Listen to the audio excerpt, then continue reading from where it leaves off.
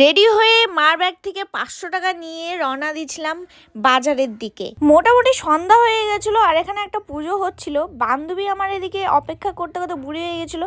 তারপর দুইজন মিলে চলে গেছিলাম বাজারের দিকে।